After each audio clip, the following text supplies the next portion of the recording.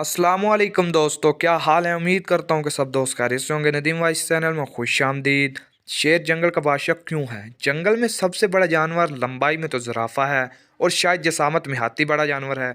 सबसे फुर्तीला चीता होता है और सबसे होशियार लूमड़ वगैरह वगैरह। जंगल में हुकूमत करने के लिए खूबियाँ तो चाहिए होती हैं ना, मगर इन सब में कोई भी जंगल का बादशाह नहीं होता। हालांकि ये जानवरों में बहुत सारी खूबियाँ होती हैं।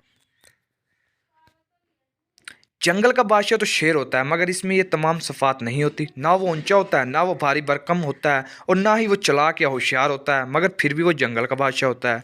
शेर में एक अदा है जो किसी और में नहीं, इसमें एक आदत है जो किसी और में नहीं, इसमें एक खूबी है जो किसी में नहीं। शेर का एतमाद और यकीन बहुत गजब का है, जो और किसी में नहीं। शेर से किसी ने पूछा कि तू बादशाह क्यों है, तेरे में तो ऐसी कोई क्वालिटी नहीं, तू शेर क्या होता है?